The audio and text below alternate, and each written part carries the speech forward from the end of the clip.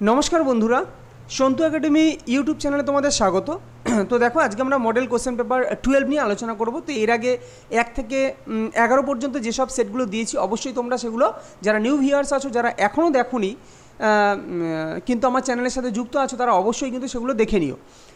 আর তোমরা সবাই শুনেছো, অবগত আছো যে ফুড এসআই তোমার স্টে অর্ডার পড়ে গেল কোর্ট থেকে। তো দেখো, আমি অন্তত আমার দিক দিয়ে বলবো যে রাজ্যের এই পরীক্ষার কথা চিন্তা না করে, যে রাজ্যের যেসব পরীক্ষা হবে সামনে, খুব একটা মাথা ব্যথা না, পড়বে না আমি বলছি না, কিন্তু বেশি মাথা ব্যথা না নিয়ে সেন্ট্রালের দিকে তোমরা ফোকাস করো। সেন্ট্রালের প্রত্যেক পরীক্ষা কিন্তু কোনো ক্যান্সেলেশন নেই। একটা পরীক্ষা একবার ক্যান্সেল হয়েছিল, যেটা হচ্ছে তোমার খেয়াল পড়ছে না, তবে এগ্রিকালচার ডিপার্টমেন্টের উপর একটা পরীক্ষা হয়েছিল যেটা ক্যান্সেল হয়েছিল, কিন্তু সেটা আবার রিকন্ডাক্ট করা হয়েছে এবং খুব সুন্দরভাবে সেই পরীক্ষাটা হয়েছে।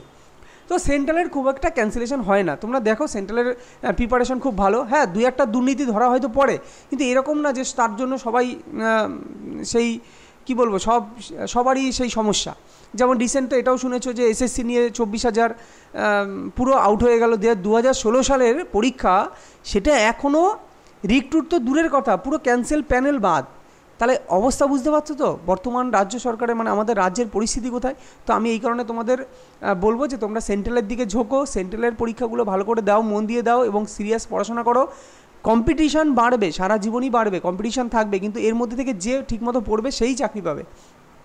ওকে, আর একটা জিনিস যেটা বলবো সেটা হচ্ছে, আমি খুব তাড়াতাড়ি ম্যাথ নিয়েও আসবো। হ্যাঁ, কিছু ম্যাথ দেওয়া আছে, তোমরা ফুড এসআইকে টার্গেট করে কিছু দিয়েছিলাম, তো তোমরা সেগুলো দেখতে পারো। চলো, আর বেশি কথা না বাড়িয়ে আজকে যে আমাদের মডেল কোশ্চেন পেপার 12 সেটা নিয়ে আলোচনা করি। ফার্স্ট কোশ্চেন কী আছে বলছে, কোন গ্রহকে পৃথিবীর যমজ গ্রহ বলা হয়? বুধ, শুক্র, মঙ্গল, বৃহস্পতি। তো রাইট অ্যান্সার কী হবে? রাইট অ্যান্সার অপশান বি, শুক্র গ্রহকে কিন্তু পৃথিবীর যমজ গ্রহ বলা হয়। এবং এর সাথে মনে রেখো যে এই গ্রহ, এই যে শুক্র গ্রহ, এটা কিন্তু সন্ধ্যা তারা বা সাঁঝ তারা যাকে বলা হয়, সন্ধ্যা তারা বা সাঁঝ তারা হিসেবেও কিন্তু সুপরিচিত। এবং সকালের দিকে এবং সন্ধ্যাবেলায় কিন্তু একমাত্র এই গ্রহকে দেখা যায়। সকালের দিকে কোন দিকে? পূর্বাংশে। সকালের দিকে পূর্ব দিকে দেখা যায় এবং সন্ধ্যেবেলায় কিন্তু পশ্চিমাংশে দেখা যায়। আর সারা রাত কিন্তু এই গ্রহকে দেখা যায় না। আর পৃথিবীর নিকটতম কিন্তু গ্রহ এই শুক্র গ্রহ। ওকে, চলো পরের কোশ্চেন দেখো। আর মঙ্গল তো লাল গ্রহ এবং বৃহস্পতি হচ্ছে সবথেকে বড় গ্রহ। হরপ্পা সভ্যতা কে আবিষ্কার করেন? রাখাল দাস বন্দ্যোপাধ্যায়, দয়ারাম সাহানি, জন মার্শাল নাকি এস.আর. রাও? তো হরপ্পা সভ্যতা কে আবিষ্কার করেন? আমি তোমাদের টেকনিক কি বলেছিলাম তোমরা জানি, মনে আছে, কিন্তু টেকনিক হরপ্পা 3টে অক্ষর। তো ছোট কোথায়? দয়ারাম সাহানি। কেননা রাখাল দাস বন্দ্যোপাধ্যায় আর দয়ারাম সাহানি এই দুটো খুব গণ্ডগোল হয়। তো হরপ্পা ছোট অক্ষর, তো দয়ারাম সাহানি। আর মহেঞ্জোদারো বড় অক্ষর, তো রাখাল দাস বন্দ্যোপাধ্যায়। যদি রাখাল দাস বন্দ্যোপাধ্যায় বলতো তাহলে হবে মহেঞ্জোদারো, আর হরপ্পা হচ্ছে দয়ারাম সাহানি। ক্লিয়ার? আচ্ছা, হরপ্পা সভ্যতার সময় কিসের ব্যবহার জানা ছিল না? এটাও তোমরা জেনে রাখো, লোহার ব্যবহার কিন্তু জানতো না ওই সিন্ধু সভ্যতা বা হরপ্পা সভ্যতা ওই সময়। ওকে, চলো পরবর্তী কোশ্চেন দেখো। পৃথিবীর মুক্তিবেগ, দেখো মুক্তিবেগ মানেটা কি আগে বুঝতে হবে। মুক্তিবেগ মানে, ধরো সাপোজ কোনো একটা বস্তুকে আমি এত জোরে ছুঁড়লাম যে সেটা পৃথিবীর আকর্ষণের বাইরে চলে গেল। তো এই যে কত জোরে ছুঁড়লে সেটা পৃথিবীর আকর্ষণের বাইরে চলে যাবে, সেটা কি বলা হয়? তোমার মুক্তিবেগ বা ফ্রি ভেলোসিটি না, এটার একটা নাম হচ্ছে স্কেপ ভেলোসিটি। এর নাম হচ্ছে অরিজিনালি ফিজিক্সের ভাষা হচ্ছে স্কেপ ভেলোসিটি। ক্লিয়ার? তো তার মান হচ্ছে, পরীক্ষায় এসছে কিন্তু এর আগে রেলের পরীক্ষায় বিশেষ করে এসেছিলো অনেকবার, এলপি টেকনিশিয়ানও এসেছিলো, গ্রুপ ডিতেও এসেছিলো। এর মান কি? 11.2 কিমি পার সেকেন্ড। দ্যাট মিন্স বলতে চেয়েছে পার সেকেন্ডে 11.2 কিমি বেগে যদি কোনো বস্তুকে তুমি ছোড়ো, তাহলে সেই বস্তুটা পৃথিবীর আকর্ষণের বাইরে চলে যাবে। এটাকেই বলা হয় মুক্তিবেগ। পরবর্তী কোশ্চেন দেখো। ওয়াকার কাপ নিম্নলিখিত কোন খেলার সঙ্গে জড়িত? ফুটবল, ব্যাডমিন্টন, ব্যাডমিন্টন পুরুষ এবং ব্যাডমিন্টন মহিলা দুটো বিভাগ আছে, নাকি গল্ফ? তো রাইট অ্যান্সার কী হবে? রাইট অ্যান্সার ওয়াকার কাপ কিন্তু গল্ফ খেলার সঙ্গে জড়িত, ওয়াকার কাপ। আর যদি বলো এই যে আচ্ছা, ফুটবল তো অনেক আছে, ফুটবল নিয়ে পরে বলছি, ডুরান্ড কাপ আছে, ওকে, ব্যাডমিন্টন যে পুরুষ, ঠিক আছে, ব্যাডমিন্টন যেটা হচ্ছে ওয়ার্ল্ড ব্যাডমিন্টন পুরুষ, সেটা হচ্ছে থমাস কাপ। এটাও মনে রেখো, ওয়ার্ল্ড ব্যাডমিন্টন পুরুষ যে খেলা হয় সেটা হচ্ছে থমাস কাপ, যে তোমার ট্রফির নাম। আর ওয়ার্ল্ড ব্যাডমিন্টন যে মহিলা সেটা হচ্ছে উবের কাপ। ভীষণ ভীষণ ইম্পর্টেন্ট, যারা ধরো এসএসসি এমটিএস দেবে, সিএইচএসএল দেবে, তাদের ক্ষেত্রে কিন্তু খুব দেয় যে ব্যাডমিন্টন যে পুরুষ বিভাগে যে ব্যাডমিন্টন খেলা হয় পুরুষ বিভাগে, সেখানে যে কাপটা দেওয়া হয় সে তার নাম কি, তার নাম হচ্ছে Thomas cup. Clear? Thomas cup, দেখো থমাস তো এটা এখানে কোনো ট্রিক নেই, তো থমাস মনে রাখবে ছেলের নাম, যদিও উবেরও মনে হয় ছেলের নাম, যাই হোক, তো থমাস কাপ মনে রাখবে যে ব্যাডমিন্টন পুরুষ। আর উবের কাপ বানানো হচ্ছে উবের কাপ দেওয়া হয় ব্যাডমিন্টনেই, কিন্তু সেটা মহিলা বিভাগে দেওয়া হয়। ক্লিয়ার? ওকে। আর ফুটবল তো যেটা এশিয়ায় ফুটবল, সেটা হচ্ছে মারডেকা কাপ। এশিয়ার ফুটবলের যে দেওয়া হয় সেটা হচ্ছে মারডেকা কাপ। আর এমনি ফুটবলে ফিফা ওয়ার্ল্ড কাপ আছে, তোমরা জানো। ওকে, ফিফা ওয়ার্ল্ড কাপ হকিতেও দেওয়া হয় এবং ফুটবলেও দেওয়া হয়, এটা মনে রেখো। পরবর্তী কোশ্চেন দেখো, বলছে নিচের কোন ধারায় বর্ণিত মৌলিক অধিকারটি নাগরিক ও বিদেশি উভয় ভোগ করতে পারে? বলছে মৌলিক অধিকার আছে, তোমরা জানো মৌলিক অধিকার কত নং আর্টিকেল মধ্যে পড়ে? 12 থেকে 35। ক্লিয়ার? আচ্ছা, কত নং তোমার অংশে পড়ে? পার্ট 3। তো পার্ট 3 12 থেকে 35-এ মৌলিক অধিকার আছে। এবার এই যে 12 থেকে 35-এর মধ্যে কোন মৌলিক অধিকারটি যেটা ভারতীয় নাগরিক এবং বিদেশি উভয় ভোগ করতে পারে? সেটা হচ্ছে সাম্যের অধিকার। তোমরা সবাই জানো সাম্যের অধিকার 14 নং আর্টিকেলে আছে, সাম্যের অধিকার। ক্লিয়ার? আচ্ছা, পরবর্তী দেখো বাকি আর্টিকেল কিন্তু তোমাদের মনে রাখতে হবে, বিশেষ করে 16, 17, 23, 19, 21, ওকে, 32, 32 যেটা, তারপরে বেকার খাটা তোমার হচ্ছে ওই বেকার খাটা বেকার খাটানো যাবে না, সেটা হচ্ছে তোমার কততে আছে?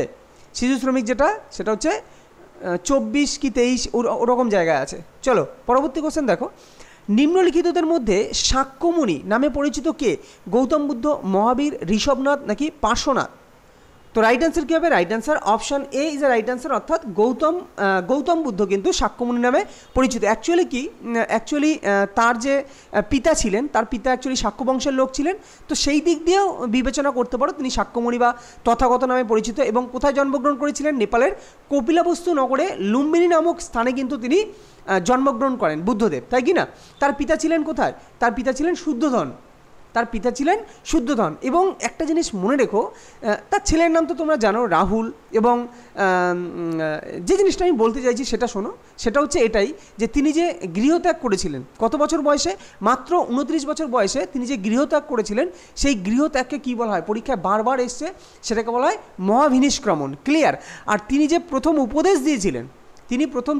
দিয়েছিলেন শিষ্যদের, তো সেই উপদেশ দেওয়াকে, ওই ঘটনাটাকে কী বলা হয়? মনে রাখবে ধর্মচক্র প্রবর্তন। এটাও কিন্তু পরীক্ষায় এসেছিল এবং গ্রুপ ডিতে এরমভাবে এসেছিল যে ধর্মচক্র প্রবর্তন কথাটা ছিল না, ছিল হচ্ছে নিয়মের চাকার প্রবর্তন।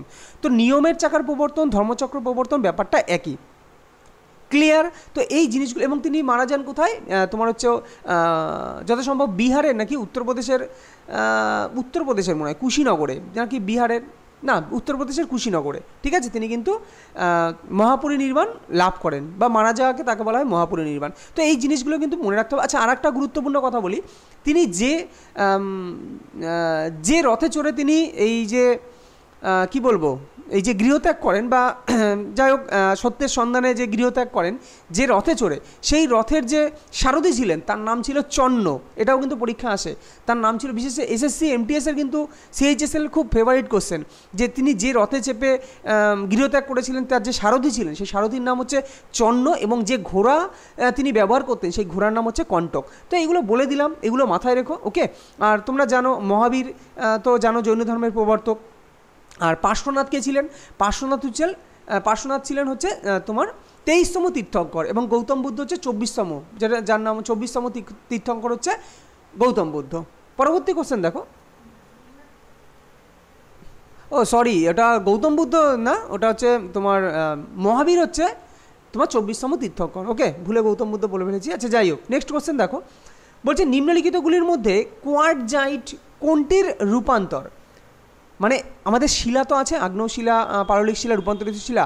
তো এই যে রূপান্তরিত শিলা, এর মধ্যে কোয়ার্টজাইট কোনটা রূপান্তরিত হয়ে কোয়ার্টজাইট শিলায় পরিণত হয়েছে? এটাই হচ্ছে কোশ্চেন। অ্যানথ্রাসাইট, স্যান্ডস্টোন, অ্যারানাইট নাকি লাইমস্টোন? তো রাইট অ্যান্সার কী হবে? রাইট অ্যান্সার অপশান বি অর্থাৎ স্যান্ডস্টোন। স্যান্ডস্টোন কিন্তু এই কোয়ার্টজাইট যে রূপান্তরিত শিলা তার উদাহরণ হচ্ছে স্যান্ডস্টোন। অ্যারানাইট হচ্ছে নাইস, অ্যারানাইট রূপান্তরিত হয়ে নাইসে রূপান্তরিত হয়েছে অ্যারানাইট। আর লাইমস্টোন বা ডলোমাইট, চক এগুলো কিন্তু মার্বেল। ক্লিয়ার? এই যে লাইমস্টোন এটা কিসে রূপান্তরিত হয়েছে? এটা হচ্ছে মার্বেলে রূপান্তরিত হয়েছে। পরবর্তী কোশ্চেন দেখো, বলছে নিম্নের কোন ব্লকের মৌলগুলি ভালো রিডিউসিং এজেন্ট? দেখো রিডিউসিং এজেন্ট কারা, আগে তোমাকে বুঝতে হবে রিডিউসিং এজেন্ট জিনিসটা কি। অ্যাকচুয়ালি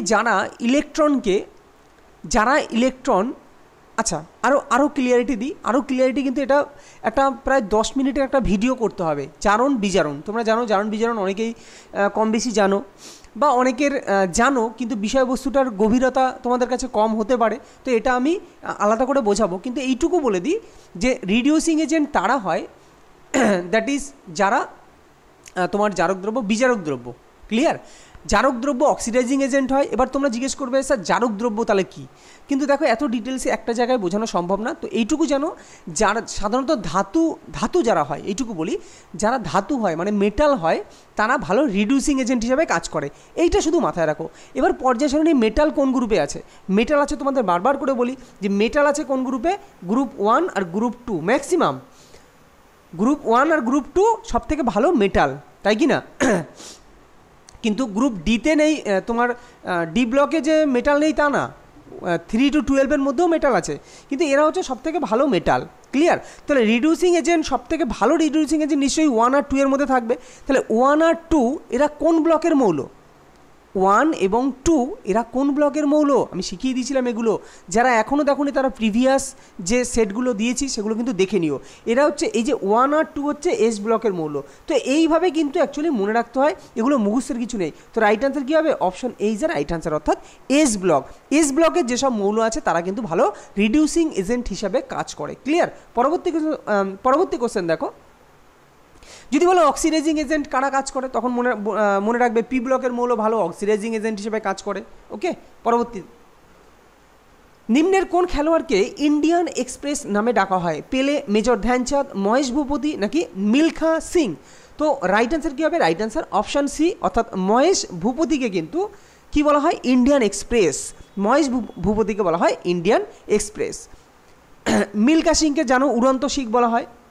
পরবর্তী কোশ্চেন দেখো, পুরুষ বিভাগের ব্যালন ডি অর অ্যাওয়ার্ড, মানে এটা একটা অ্যাওয়ার্ড, তো পুরুষ বিভাগে ব্যালন ডি অর অ্যাওয়ার্ড 2023 কে জিতলেন? লিওনেল মেসি নাকি ক্রিস্টিয়ানো রোনাল্ডো নাকি নেইমার নাকি কেউই নন? তো রাইট অ্যান্সার কী হবে? Right answer option A, Lionel Messi, ইনি কিন্তু এই ব্যালন ডি অর অ্যাওয়ার্ড 2023 জিতলেন। পরবর্তী কোশ্চেন,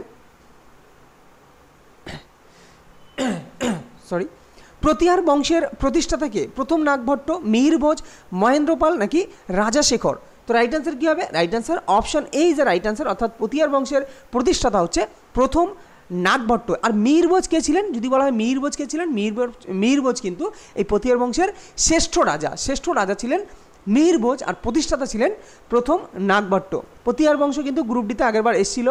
পরবর্তী কোশ্চেন দেখো, যে ক্ষেত্রটিতে বেসবল খেলা হয়, বলছে প্রত্যেকটা খেলার আলাদা আলাদা নাম আছে, যেমন র্যাকেট খেলা হয় কোর্টে, ভলিবল খেলা হয় কোর্টে, হ্যাঁ, তারপরে আরও বিভিন্ন খেলা আছে। আইস হকি কোথায় খেলা হয়, তারপরে উইম্বলডন কোথায় খেলা হয় তোমরা জানো, উইম্বলডনের, তারপরে অস্ট্রেলিয়ান টেনিস, এগুলো ক্লে কোর্ট আছে, হার্ড কোর্ট আছে, সফট কোর্ট আছে, এগুলো বিভিন্ন কোর্ট আছে। তো বলছে বেসবল খেলা হয় কোন কোর্টে? বেসবল খেলা হয় যে নাম তার, সেখানে কোর্টটার নাম কি? ডায়মন্ড, রিং, কোর্টস নাকি কোর্ট? তো রাইট অ্যান্সার কী হবে? রাইট অ্যান্সার অপশান এ, অর্থাৎ ডায়মন্ড। বেসবল খেলা হয় যে জায়গাটায়, সে তার নাম হচ্ছে ডায়মন্ড। দেখো রিং কোথায় কোথায় খেলা হয়? দেখো বক্সিং তোমার রিংয়ে খেলা হয়। তারপর হচ্ছে রেস্টলিং হচ্ছে রিংয়ে খেলা হয়। রেস্টলিংয়ের আরেকটা নামও হচ্ছে, এটাও মনে রেখো, এরিনা। হ্যাঁ, এরিনা বলে জায়গা, সেখানেও কিন্তু এই রেস্টলিং খেলা হয়। আর কোথায় রিং খেলা হয়? আইস হকি, স্কেটিং, এগুলো কিন্তু সব রিং। ক্লিয়ার? আচ্ছা, কোর্ট কোথায়? এইমাত্র বললাম হ্যান্ডবল, তারপরে তোমার ব্যাডমিন্টন, এগুলো কিন্তু কোর্টে খেলা হয়। যদি বলি তারপরে আর কোথায় কোর্টে খেলা হয়? লন টেনিস কোর্টে খেলা হয়। র্যাকেট মানে তো ব্যাডমিন্টন বললাম। এগুলো তো কোর্টে খেলা হয়। আর পিচে কোথায়? ক্রিকেট তোমার পিচ, ট্র্যাক, অ্যাথলিটরা যে দৌড়ায় সেটা কি আমরা বলি না ট্র্যাকে দৌড়াচ্ছে, তো তার নাম হচ্ছে ট্র্যাক। আশা করি বুঝতে পেরেছো। তো পরবর্তী কোশ্চেন, এগুলো কিন্তু সবই কিন্তু জেনে রাখতে হবে। তো ডায়মন্ড কিন্তু ভীষণ গুরুত্বপূর্ণ, বেসবল খেলা হয় কিন্তু ডায়মন্ড কোর্টে। ভারতীয় সংবিধান অনুসারে গ্রেপ্তার বা আটক ব্যক্তি কোন সুযোগটি ভোগ করতে পারেন? গ্রেপ্তারের কারণ জানতে পারা, পছন্দ মতো আইনজীবীর পরামর্শ করা, অবশ্যই গ্রেপ্তারের কারণ জানাতে হবে তাকে, পছন্দ মতো আইনজীবীর পরামর্শ করতে হবে, মানে পরামর্শ করতে পারে সে, আত্মপক্ষের সমর্থনের অধিকার এটাও করতে পারে। দ্যাট মিনস অপশান ডি উপরের সবগুলি কিন্তু কোনো গ্রেপ্তার বা আটক ব্যক্তি তোমার এই সুযোগ ভোগ করতে পারে। নিম্নের কোন প্রাণীদের ক্যানাইন দাঁত দেখতে পাওয়া যায় না? তোমরা জানো আমাদের ক ধরনের দাঁত আছে? মোলার, প্রিমোলার, ক্যানাইন, আর একটা হচ্ছে ইনসাইজার। ক্লিয়ার? এই ধরনের দাঁত আছে। তো এই ক্যানাইন দাঁত নিচের কোন প্রাণীটির দেখতে পাওয়া যায় না? ভীষণ ইম্পর্টেন্ট। তো কুকুর, বিড়াল, সিংহ, খরগোশ। তো রাইট আনসার খরগোশের কিন্তু কোনো ক্যানাইন দাঁত নেই। ক্লিয়ার? আর একটা জিনিস মনে রাখো, বলে দিই যে হাতির কিন্তু এই যে আমাদের হাতির যে হাতির যে দাঁত, বড় বড় দাঁত হয়, সুর তো আলাদা জিনিস, যে বড় বড় দাঁত হয় সেই দাঁতটা কিন্তু অ্যাকচুয়ালি ইনসাইজার। তা পরীক্ষায় দেয় যে হাতির কোন দাঁতটি বড় হয়, সব থেকে বড় হয়, তখন সেটা হচ্ছে ইনসাইজার। ক্লিয়ার? তো এই জিনিসগুলো কিন্তু মনে রাখা উচিত বা মনে রাখবে। আল্পস থেকে ফ্রান্স পর্যন্ত বয়ে যাওয়া যে ঠান্ডা বায়ু তাকে কী নামে ডাকা হয়? মিস্ট্রাল, ব্লিজার্ড, পুরগা নাকি বোরা? তো রাইট অ্যান্সার কী হবে? Right answer option A is the right answer. একে বলা হয় মিস্ট্রাল। অর্থাৎ মিস্ট্রাল এটা অ্যাকচুয়ালি একটা স্থানীয় বায়ু। এটা কোথায় দেখা যায়? এটা তোমার এই আল্পস থেকে, আল্পস যে পর্বত, আল্পস পর্বত, সেই আল্পস পর্বত থেকে ফ্রান্স পর্যন্ত বয়ে যাওয়া যে ঠান্ডা বায়ু তাকে বলা হয় মিস্ট্রাল। যদি বলি ব্লিজার্ড, এই ব্লিজার্ডটা কি? এটা হচ্ছে টুপলা অঞ্চলের ঠান্ডা বায়ু। তো মনে রাখবে, টুপলা অঞ্চলের ঠান্ডা যে বাতাস, খুব ঠান্ডা বাতাস, সেটা হচ্ছে ব্লিজার্ড। ক্লিয়ার? আর পুরগা, যে এই যে পুরগা, অপশান সি যেটা, পুরগা হচ্ছে রাশিয়ার তুন্দ্রা ঠান্ডা বাতাস। তো এগুলো কিন্তু মনে রাখতে হবে। রাশিয়ার যে তুন্দ্রা অঞ্চলের ঠান্ডা বাতাস সেটা হচ্ছে পুরগা। আর বোরাটা হচ্ছে তোমার হাঙ্গেরি থেকে উত্তর ইতালি পর্যন্ত বয়ে চলা ঠান্ডা ও শুষ্ক বায়ু হচ্ছে তোমার বোরা। তো বিশেষ করে মিস্ট্রালটা খুব আসে এবং ব্লিজার্ডটা খুব আসে। মিস্ট্রাল তো আল্পস পর্বত থেকে ফ্রান্স পর্যন্ত বয়ে যাওয়াটা ঠান্ডা বায়ু, আর ব্লিজার্ড হচ্ছে টুপলা অঞ্চলের ঠান্ডা বায়ু। এইটা একটু মনে রেখো, এই দুটো জিনিস খুব আসে। পরবর্তী কোশ্চেন দেখো, ডক্ট্রিন অফ ল্যাবস, কি বললাম? ডক্ট্রিন অফ ল্যাবস কার সময়ে চালু হয়? Lord William Bentinck, Lord Dalhousie, Lord Wellesley নাকি লর্ড কর্নওয়ালিস? তো রাইট অ্যান্সার কী হবে? এই যে ডক্ট্রিন অফ ল্যাবস, ভীষণ গুরুত্বপূর্ণ হিস্ট্রির একটা কোশ্চেন। এটা কিন্তু লর্ড ডালহৌসির সময় কিন্তু প্রবর্তন হয়েছিল। অ্যাকচুয়ালি ডক্ট্রিন অফ ল্যাবসটা কী? অ্যাকচুয়ালি দেখো, বিষয়টা 30 সেকেন্ডের মধ্যে বুঝিয়ে দিচ্ছি, কিচ্ছু না। বিষয়টা হচ্ছে, ধরো সাপোজ কোনো রাজ্যের একটা রাজা, কিন্তু সেই রাজা অকর্মণ্য। ঠিক আছে? এটা একটা পলিসিতে কী লেখা আছে? কোনো রাজ্যের, যখন ব্রিটিশ ইস্ট ইন্ডিয়া কোম্পানি ছিল, কোনো রাজ্যের রাজা যদি অকর্মণ্য হয় বা তার যদি বংশোদ্ভূত কোনো পুত্র সন্তান বা রাজ্য চালানোর মতো যদি কেউ না থাকে, তাহলে অটোমেটিক্যালি সেই রাজ্যটা তোমার East India Company, that means lord ডালহৌসির সময় যে ব্রিটিশ ইস্ট ইন্ডিয়া কোম্পানি ছিল তার অন্তর্ভুক্ত হয়ে যাবে। এই যে এই পলিসিটার নাম হচ্ছে তোমার কি? Doctrine of lapse. Clear? Lord ডালহৌসির সময় এটা হয়েছিল। লর্ড কর্নওয়ালিসের সময় কি হয়েছিল, লর্ড উইলিয়াম বেন্টিং কে ছিলেন, তার সময় উল্লেখযোগ্য যেসব ঘটনা ঘটেছিল, এগুলো কিন্তু তোমরা দেখে রাখো। এগুলো এর আগের ভিডিওতে প্রচুর আলোচনা করেছি, এই কারণে আর এখন বললাম না। আইসিআইসিআই, তোমরা জানো এটা একটা বাণিজ্যিক ব্যাংক। তো আইসিআইসিআই এর পুরো নাম কি? দেখি, এটা জানি তোমরা অনেকেই করতে পারবে। তো রাইট অ্যান্সার আমি ডিরেক্টলি বলে দিই, ইন্ডাস্ট্রিয়াল ক্রেডিট, ইন্স্যুরেন্স না, আচ্ছা ইনভেস্টমেন্ট আছে, কোঅপারেশন না কর্পোরেশন। তো right answer industrial credit investment corporation of India, option B is the right answer. অর্থাৎ industrial credit and investment corporation of India. দেখো, কোঅপারেশন না, সাবধান, তোমাকে কিন্তু এই টাইপের কিন্তু ধাঁধাগুলো দেবে, যে এখানে দিয়েছি কোঅপারেশন আর এখানে কর্পোরেশন। তো আমি এমনভাবেই জিনিসগুলো দিচ্ছি যাতে তোমরা ভুল করো এবং ভুল করেই জিনিসগুলো ঠিক হয়। ওকে, যাই হোক, পরবর্তী কোশ্চেন দেখো। তো এরকম ব্যাংকের যে পুরো নাম, এগুলো কিন্তু দিতে পারে। নিম্নের কোন ব্যক্তি প্রথম ভারতীয় হিসাবে শান্তিতে নোবেল পুরস্কার পান? মাদার টেরিজা, কৈলাস সত্যার্থী, ভেঙ্কটরামন রামাকৃষ্ণন নাকি হরগোবিন্দ খুরানা? তো রাইট অ্যান্সার, শান্তিতে নোবেল পুরস্কার পান কে? তিনি হচ্ছেন কৈলাস সত্যার্থী, কিন্তু শান্তিতে নোবেল পুরস্কার পান। এবং প্রথম মহিলা হিসাবে শান্তিতে নোবেল পুরস্কার পান কে? মাদার টেরিজা, তাই না? আর যদি বলা হয় এশিয়ার মধ্যে বা ভারত বা এশিয়ার মধ্যে প্রথম নোবেল প্রাইজ পান কে? তিনি হচ্ছেন বিশ্বগুরু রবীন্দ্রনাথ ঠাকুর। কত? 1913। তো সালটাও মনে রেখো, 1913 বিশ্বগুরু রবীন্দ্রনাথ ঠাকুর কিন্তু এশিয়ার মধ্যে প্রথম এবং ভারতের মধ্যে প্রথম তিনি কিন্তু সাহিত্যে নোবেল পুরস্কার পান। আর পদার্থবিদ্যায় নোবেল পুরস্কার পান কে? 1930, 1930 সালে ডক্টর সিভি রমন, দেখো চন্দ্রশেখর ভেঙ্কট রমন, যে রমন এফেক্টের জন্য তিনি কিন্তু 1930 সালে পদার্থবিদ্যায় নোবেল পুরস্কার পান। এবং ডক্টর হরগোবিন্দ খুরানা ইনি কিন্তু ঔষধে নোবেল পুরস্কার পান। তো এইগুলো কিন্তু জেনে রাখো। এবং পরবর্তীকালে 1983 খ্রিস্টাব্দে পদার্থবিদ্যায় নোবেল পুরস্কার পান হচ্ছে এস চন্দ্রশেখর। তাহলে আমাদের ভারতীয় বিজ্ঞানীদের যে এত কদর, এগুলোর নাম কিন্তু তোমাদের জেনে রাখা উচিত, একজন ভারতীয় হিসাবে গর্ব হওয়া উচিত। ওকে, তো আমরা মনে করি, অনেকেই ভাবি যে ইন্ডিয়া ব্রিটিশ আসছে বলে এই হয়েছে, অমুক হয়েছে। তো ভারতেরও কিন্তু ওই সময় যথেষ্ট কি বলবো বিশিষ্ট ব্যক্তি ছিল। তো এদের নামগুলো তোমরা কিন্তু সবসময় জেনে রেখো। ওকে, আর যদি বলা রসায়ন শাস্ত্রে কে পান? রসায়ন শাস্ত্রে ভারতীয় হিসাবে পান হচ্ছে প্রথম ভেঙ্কটরামন রামাকৃষ্ণন। আর অমর্ত্য সেন তো সবাই জানো অর্থনীতিতে পান। আর কৈলাস সত্যার্থী হচ্ছে শান্তিতে প্রথম পুরুষ হিসাবে শান্তিতে নোবেল পুরস্কার পান হচ্ছে কৈলাস সত্যার্থী, মহিলা হিসাবে মাদার টেরিজা। পরবর্তী কোশ্চেন দেখো, দেশে রুবেলা নামক ভাইরাস ঘটিত রোগ সফলভাবে সম্পূর্ণ নির্মূল ঘোষণা করলো কে?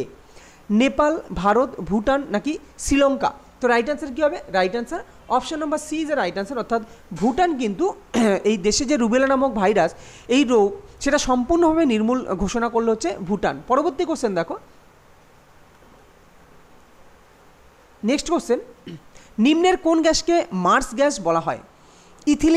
ইথিলিন, মিথেন, নাইট্রাস অক্সাইড নাকি সলিড কার্বন ডাইঅক্সাইড? তো মার্স গ্যাস কাকে বলা হয়? এটা কিন্তু ভীষণ ইম্পর্টেন্ট। মার্স গ্যাস বলা হয় মিথেনকে, যার সংকেত কি? CH4, তোমাদের সংকেত হিসেবেও দিতে পারে। তো মিথেনকে বলা হয় মার্স গ্যাস। এবং এই মিথেন সম্পর্কে আর একটা কথা জেনে রাখো, যদি বলা হয় জৈব যৌগের, দেখো কোশ্চেনটা ভালো করে শোনো, জৈব যৌগের সরলতম অ্যালকেনের নাম কি? দিয়েছিল পরীক্ষায়, এর জন্যই এগুলো সবসময় মাথায় আসছে এবং তোমাদের জানিয়ে দিচ্ছি। জৈব যৌগের সরলতম অ্যালকেনের নাম যদি জিজ্ঞেস করে অ্যালকেন, তখন হবে মিথেন। আর যদি বলা হয় অ্যালকিনকে, সরলতম অ্যালকিন যদি বলে, তখন হবে ইথিলিন। ক্লিয়ার? জৈব যৌগের সরলতম, দেখো আগে দিয়েছে অ্যালকেন, এবারে অ্যালকিনও দিতে পারে, তারপরে এবারে অ্যালকাইনও দিতে পারে কোনো সেটে, তো দিতেই পারে এগুলো।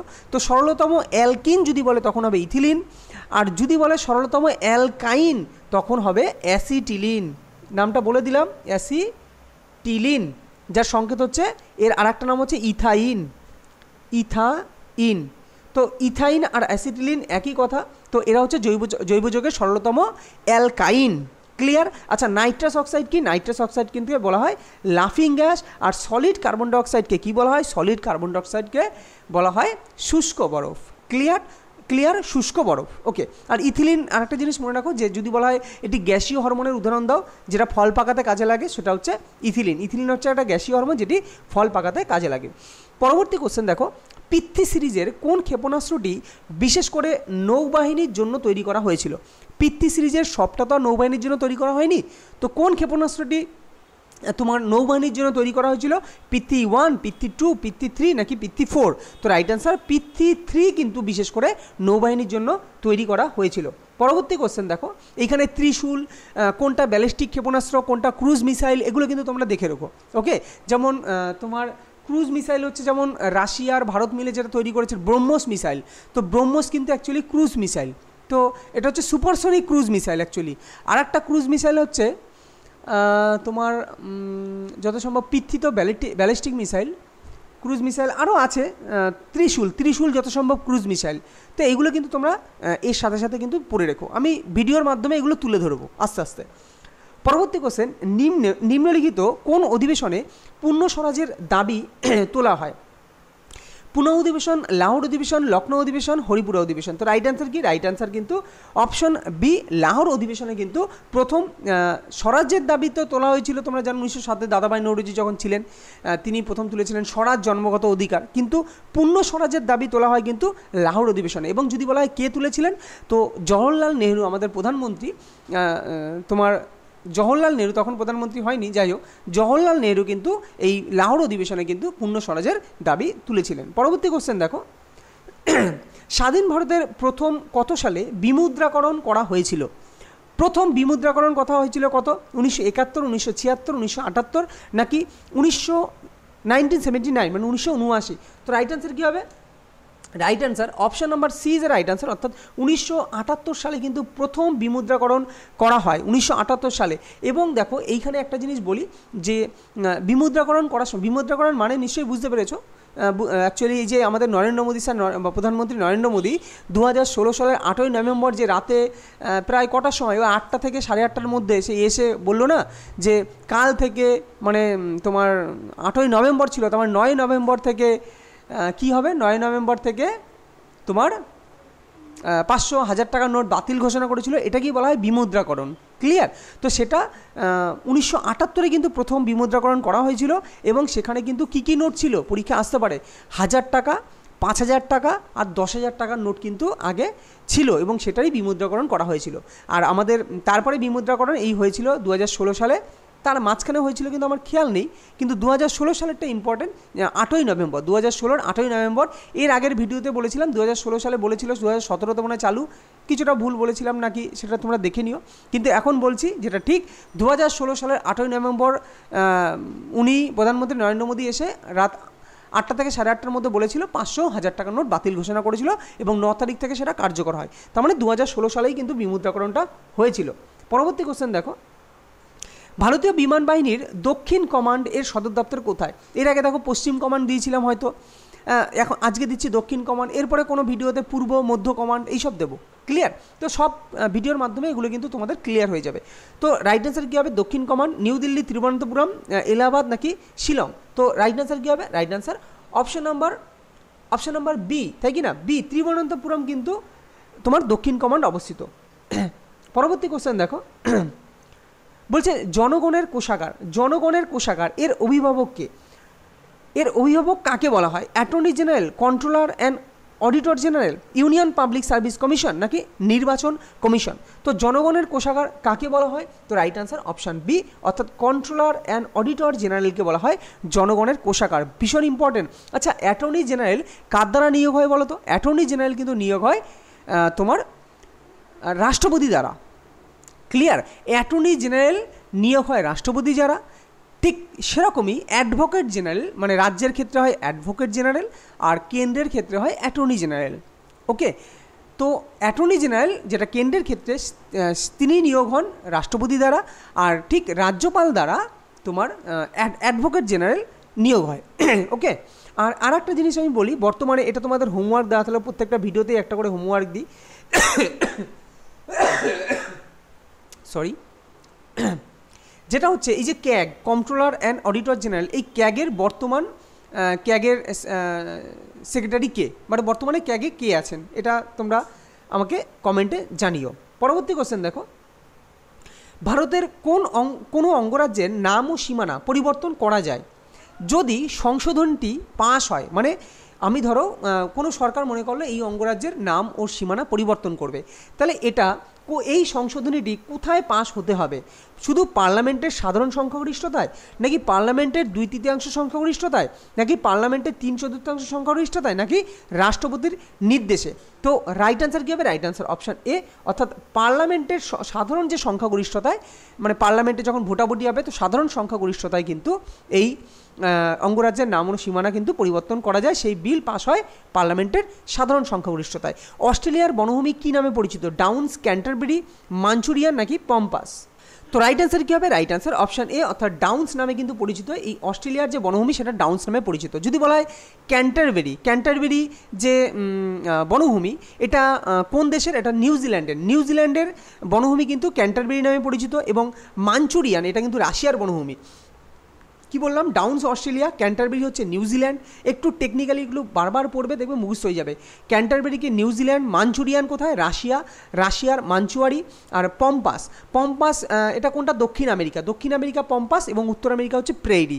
ক্লিয়ার। আর আরেকটা আছে তোমার হচ্ছে তোমার হচ্ছে স্টেপস, তাই না, স্টেপস, স্টেপস বনভূমি, এটা যত সম্ভব সাইবেরিয়া নাকি ইউরাশিয়া, একটু দেখো তো।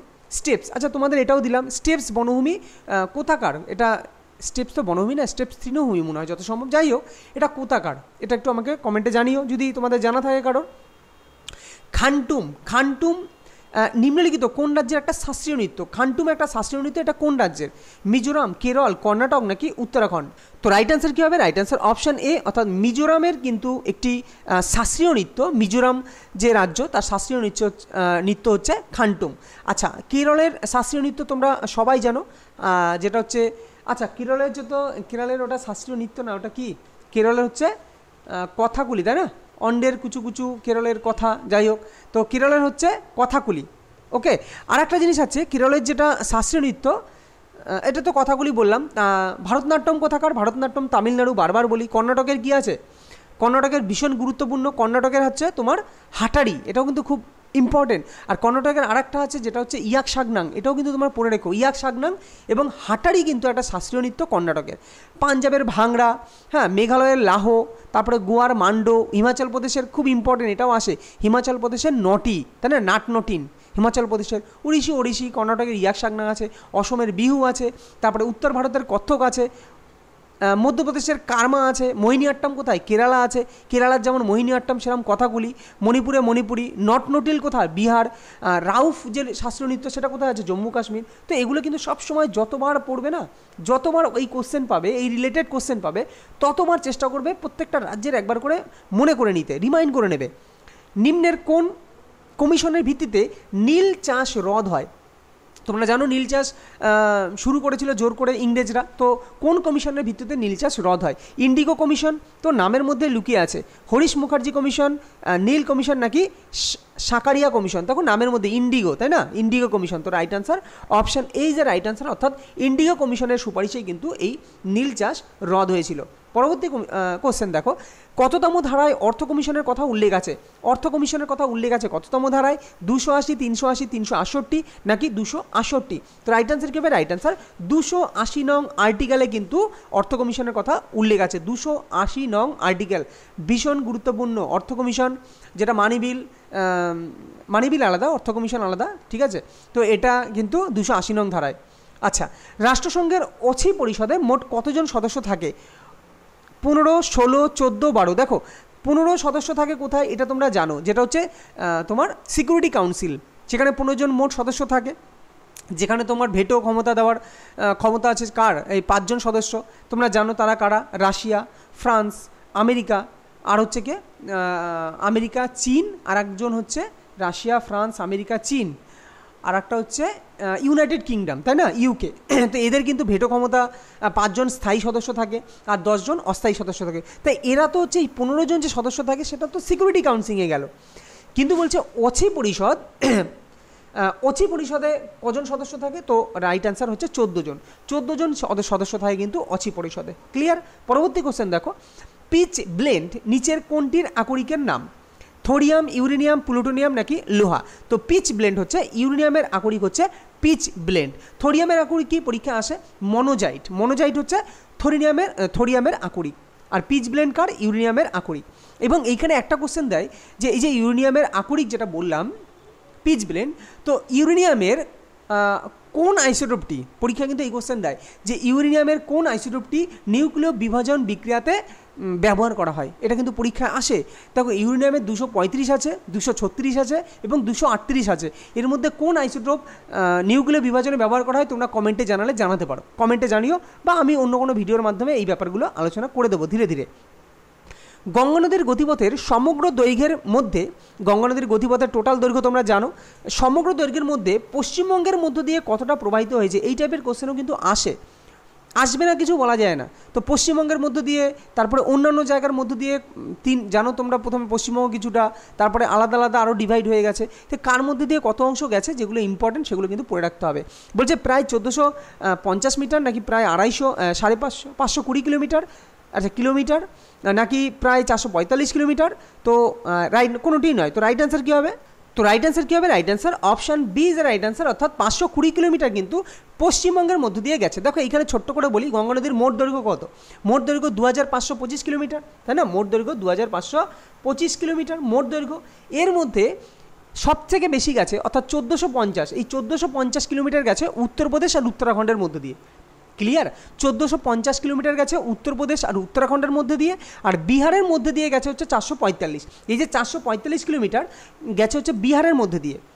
ক্লিয়ার? তাহলে বাকি পড়ে থাকে কত? বাকি পড়ে থাকে 520 কিলোমিটার। এই 520 কিলোমিটার গেছে হচ্ছে তোমার পশ্চিমবঙ্গের মধ্য দিয়ে। ক্লিয়ার? তো এই টাইপের কোশ্চেন কিন্তু আস্তে আস্তে কিন্তু আসবে। পরবর্তী কোশ্চেন দেখো, এখানে পড়তে হবে অলকানন্দা, দেবপ্রয়াগ নাকি তোমার ওই মন্দাকিনী, এইসব কোথায় মিলিত হয়েছে, তার কি নাম, এগুলো কিন্তু ইম্পর্টেন্ট। ডং কোন দেশের প্রচলিত মুদ্রা? ভিয়েতনাম, উজবেকিস্তান, ইউনাইটেড আরব আমিরেটস নাকি ইয়েমেন? তো রাইট অ্যান্সার কী হবে? Right answer option A is a right answer, অর্থাৎ ভিয়েতনামের প্রচলিত মুদ্রা হচ্ছে ডং। দেখো ভিয়েতনামের রাজধানী কি? ভিয়েতনামের রাজধানী হচ্ছে হ্যানয়। হ্যানয় হচ্ছে ভিয়েতনামের রাজধানী। যদি বলি উজবেকিস্তান, এর রাজধানী কি? তাসকেন্ট বা তাসকন্দ বলা হয়, তাসকন্দ হচ্ছে উজবেকিস্তানের রাজধানী, যার প্রচলিত মুদ্রা হচ্ছে সোম। এগুলো কিন্তু আসে খুব, কেননা এগুলোর নামটা কি বলতো একটু ক্রিটিক্যাল, তো সোম, ডং, তারপরে সোরা, হ্যাঁ, তারপরে বিভিন্ন তোমার সংসদের নাম, এগুলো যেগুলো একটু দেখবে কেমন নামটা, সেগুলো একটু গুরুত্ব দিয়ে পড়বে, দেখবে কমন আসে। ওকে, তাহলে ডং কোন দেশের প্রচলিত মুদ্রা? সেটা হচ্ছে ভিয়েতনাম। আর সোম হচ্ছে কার প্রচলিত মুদ্রা? সেটা হচ্ছে উজবেকিস্তান। যদি বলি ইউনাইটেড আরব আমিরাটস, এর মুদ্রার নাম কি? এর মুদ্রাও খুব আসে দিরহাম, কেননা তোমরা জানো রিসেন্ট এরা এই সৌদি আরব, ইউনাইটেড আরব আমিরাটস, এরা কিন্তু নিউজে কিন্তু ঘোরাঘুরি করছে। যারা নিউজে ঘোরাঘুরি করে রিসেন্টলি, তাদেরই কিন্তু অ্যাকচুয়ালি সেইখান থেকেই কোশ্চেনগুলো আসে। আর ইয়েমেনের রাজধানী, তোমার ইয়েমেনের রাজধানী বলছে কেন? ইয়েমেনের যে তোমার মুদ্রা, সেটা হচ্ছে রিয়াল হচ্ছে ইয়েমেনের মুদ্রা। আর রাজধানী কোথায়? ইয়েমেনের রাজধানী হচ্ছে সানা। পরবর্তী কোশ্চেন দেখো, সত্যার্থ প্রকাশ এটা কার লেখা? স্বামী বিবেকানন্দ, স্বামী দয়ানন্দ সরস্বতী, রাজা রামমোহন রায় নাকি দেবেন্দ্রনাথ ঠাকুর? তো রাইট অ্যান্সার কী হবে? রাইট অ্যান্সার অপশান বি, অর্থাৎ স্বামী দয়ানন্দ সরস্বতীর এর লেখা হচ্ছে সত্যার্থ প্রকাশ। রাজা রামমোহন রায়, স্বামী বিবেকানন্দ তোমরা অনেকবার বলেছি, হ্যাঁ, এগুলো কিন্তু বলে দেবেন্দ্রনাথ ঠাকুর, এগুলো অনেকবার বলেছি, তো এইগুলো নিয়ে আর এখন বললাম না। পরবর্তী কোশ্চেন দেখো, বলছে এ প্রিজনার্স স্ক্র্যাপবুক গ্রন্থটি কার লেখা? William Shakespeare, Neeraj C Chaudhuri, E.M. Forster নাকি L.K. আদবানি? তো রাইট অ্যান্সার কী হবে? রাইট অ্যান্সার অপশান ডি, অর্থাৎ L.K. আদবানির একটি গুরুত্বপূর্ণ বই যেটা পরীক্ষায় বারবার এসেছে, এই প্রিজনার্স স্ক্র্যাপবুক হচ্ছে L.K. আদবানি। দেখো নীরজ সি চৌধুরী যদি বলি, এ প্যাসেজ টু ইন্ডিয়া ভীষণ গুরুত্বপূর্ণ। এ প্যাসেজ টু ইন্ডিয়া এই গ্রন্থের লেখক হচ্ছে কে? Nirad C Chaudhuri, A passage to India. আর E.M. ফস্টার, ওনারও একটা গুরুত্বপূর্ণ বই আছে, এটাও কি জানো, সরি একটা জিনিস মনে হয় ভুল হলো। দেখো E.M. ফস্টার হচ্ছে এ প্যাসেজ টু ইন্ডিয়া, আর তাই ভাবছি, আর নীরজ সি চৌধুরী হচ্ছে এ প্যাসেজ টু ইংল্যান্ড। ভালো করে শুনে নাও, বারবার এগুলো পরীক্ষা কিন্তু ভুল হয়, আর আসেও বারবার, আর ভুলও করে অনেকবার ছেলেপেলে, মানে স্টুডেন্ট যাই হোক।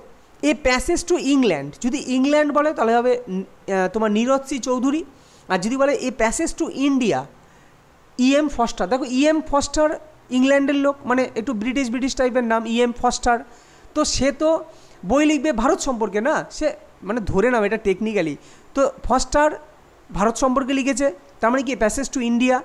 আর যে আমাদের মানে ভারতের, সে অন্য সম্পর্কে লিখবে, ইংল্যান্ড ফিংল্যান্ড, তো এ প্যাসেজ টু ইংল্যান্ড, মানে এটা জাস্ট একটু টেকনিক্যালি মনে রাখার জন্য বললাম। ওকে, আর আচ্ছা নীরজ সি চৌধুরীর আর একটা খুব গুরুত্বপূর্ণ বই আছে, এই মুহূর্তে মনে আসছে না, কি জানো, কি অটোবায়োগ্রাফি আননোন ইন্ডিয়ান বলে একটা বই আছে, হ্যাঁ, সেটাও কিন্তু তোমরা দেখে রেখো।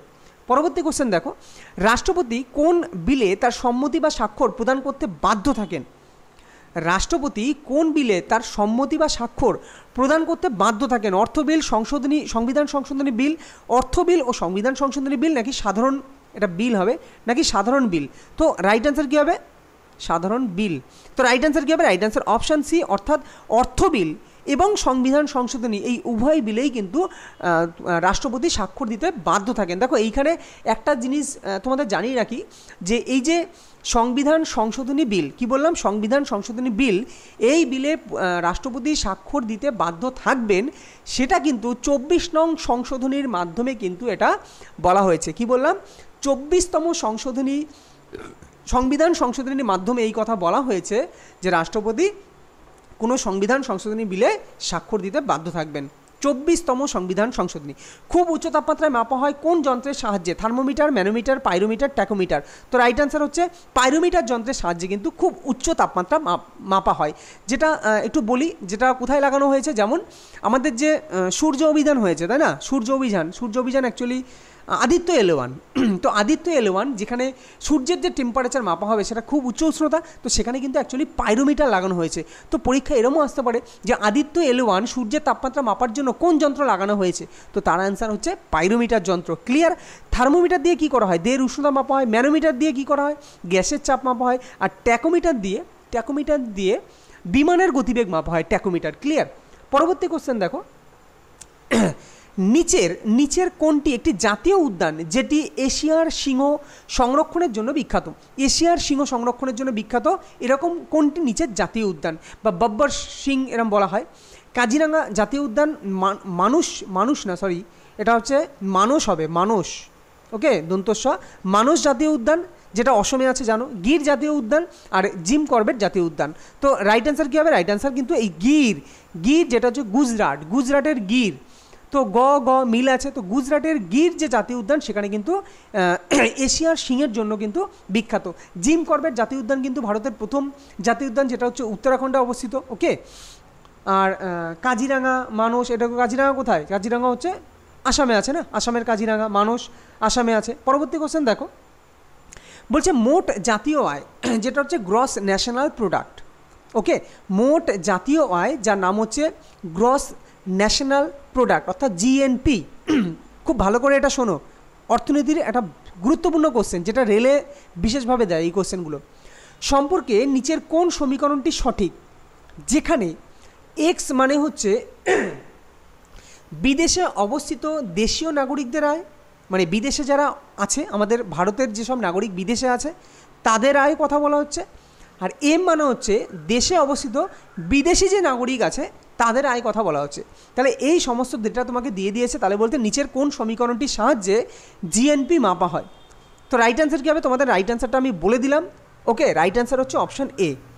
দেখো কীভাবে একটু মনে রাখবে, জিএনপি মানে কি? জিএনপি মানে হচ্ছে মোট জাতীয় আয়।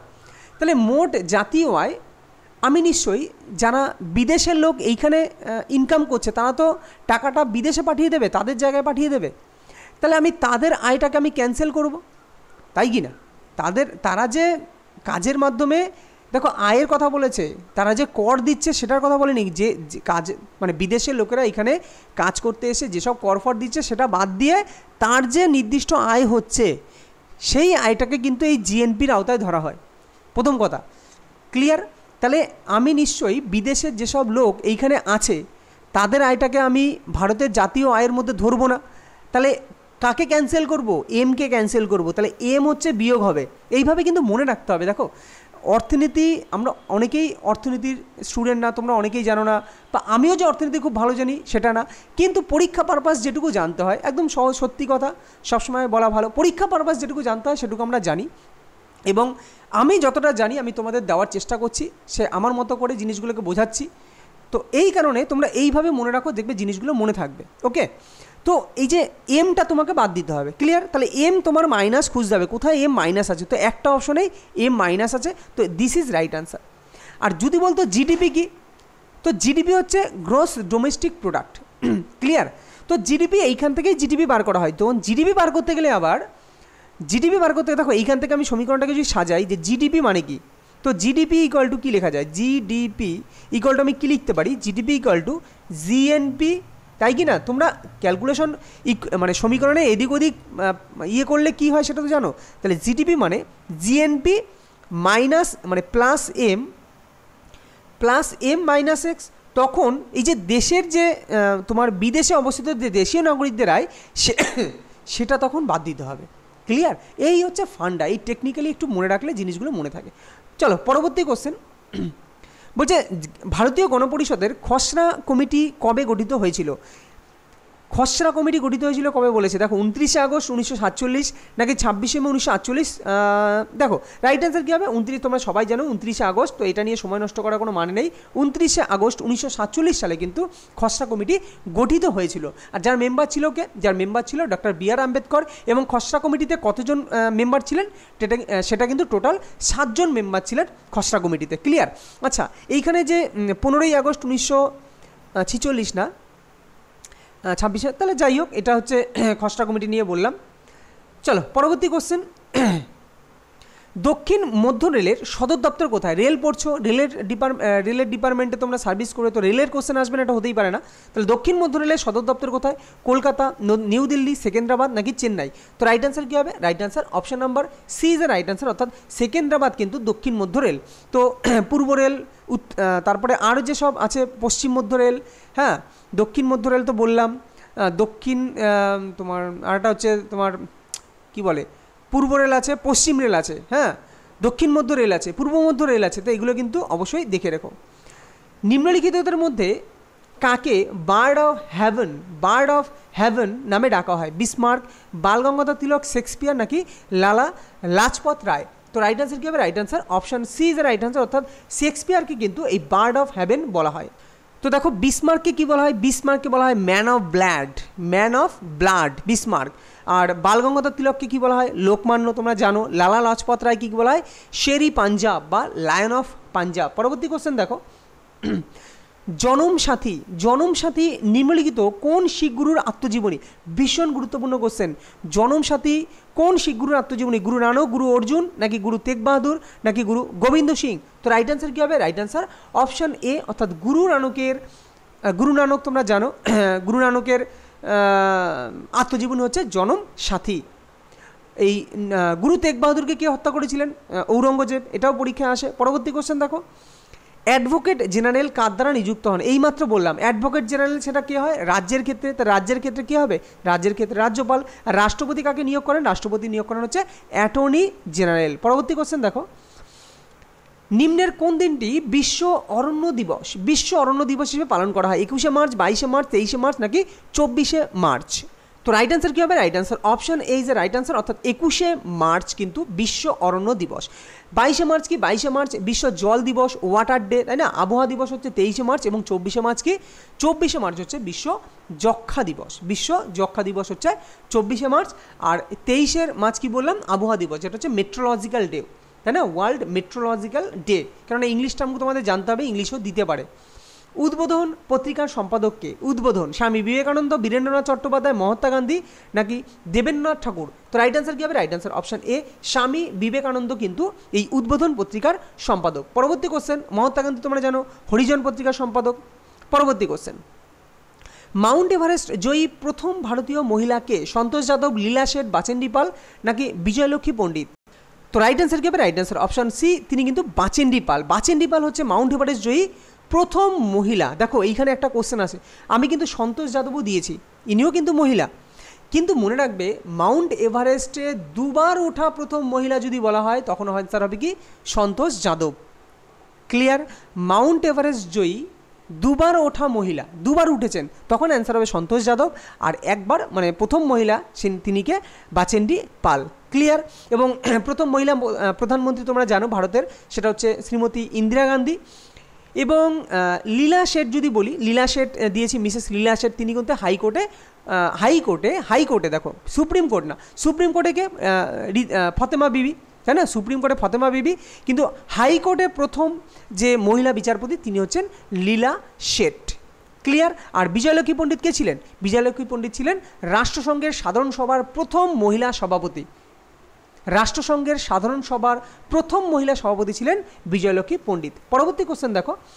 আলোকের তীব্রতা মাপার একক কি? Ampere, candela, ohm, Faraday. তো রাইট অ্যান্সার কী হবে? রাইট অ্যান্সার আলোকের যে তীব্রতা, যেটা লুমিনেন্স, পরীক্ষায় লুমিনেন্স দিতে পারে, লুমিনেন্স, তো তার মাপার একক হচ্ছে তোমার ক্যান্ডেলা। অ্যাম্পিয়ার কি? অ্যাম্পিয়ার হচ্ছে তড়িৎ প্রবাহ মাত্রা মাপার একক। তড়িৎ প্রবাহ মাত্রা মাপার একক কি? অ্যাম্পিয়ার। কিন্তু তড়িৎ আধানের একক যদি বলা হয়, তড়িৎ আধান, কী পরিমাণ আধান পরিবাহীর মধ্য দিয়ে পাস হচ্ছে, তখন অ্যান্সার হবে কিন্তু কুলম। আর ওহম কি? ওহম হচ্ছে রোধের একক। আর ফ্যারাডে কি? ফ্যারাডে হচ্ছে কি বলবো, তড়িৎ, ফ্যারাডে হচ্ছে তোমার আবেশের, তড়িৎ আবেশের একক। ক্লিয়ার? যেমন 1 ফ্যারাডে মানে কত, এটাও বলে দিই যখন আসছে। 1 ফ্যারাডে মানে হচ্ছে, মনে রাখবে, 96,500 কুলম। 96,500 কুলম, অর্থাৎ 1 ফ্যারাডে তড়িৎ মানে হচ্ছে 96,500 কুলম তড়িৎ কিন্তু ওর মধ্যে দিয়ে পাস হয়েছে। পরবর্তী কোশ্চেন দেখো। তো ওকে, আজকে আমাদের কত নম্বর সেট? আমাদের 12 নম্বর সেট কিন্তু কমপ্লিট হলো। যদি ভালো লেগে থাকে অবশ্যই তোমরা লাইক করো, শেয়ার করো, কমেন্ট করো এবং প্লিজ চ্যানেলটিকে সাবস্ক্রাইব করো। আর আমি সন্তু একাডেমি, আমাদের যে টেলিগ্রাম চ্যানেল এবং আরও অন্যান্য যেসব ভিডিও, আমি লিঙ্কগুলো ডেসক্রিপশন বক্সে দিয়ে দেবো, তোমরা দেখে নিও। এবং পিডিএফও আমি সন্তু একাডেমি টেলিগ্রাম চ্যানেলে কিন্তু আমি দিয়ে দেবো। তো তোমরা কি করবে, যারা অনেক দিন ধরে প্রিপারেশনের সাথে যুক্ত আছো, তারা কিন্তু চেষ্টা করো, তারা আগে আমার যে সন্তু একাডেমি আমি যে পিডিএফ দিচ্ছি, সেই পিডিএফ থেকে তোমরা আগে কোশ্চেনগুলো নিজে করো, তারপরে আমার ভিডিও দেখে তোমরা মেলাও। তাহলে কিন্তু মেলাও বা দেখতে পারো, কারণ আমি অনেক তথ্য দিয়ে থাকি। পুরো ভিডিওটা দেখলে অনেক কিছু জানতে পারবে। ওকে, তো মিলিয়ে তারপর দেখো তোমরা কতকে অ্যান্সার করতে পারছো। আর যারা নতুন তোমার পড়াশোনার সঙ্গে বা কম্পিটিটিভ লাইনে যুক্ত হচ্ছ, তারা আমি বলবো প্রথমে ভিডিওগুলো দেখো, প্রথমে কিছু জানো, আগে শেখো, তারপরে তোমরা পরীক্ষা বা বিভিন্ন প্র্যাকটিসের করো। ওকে, তো দেখা হবে পরবর্তী কোনো ভিডিওতে। ততক্ষণ ভালো থেকো, সুস্থ থেকো।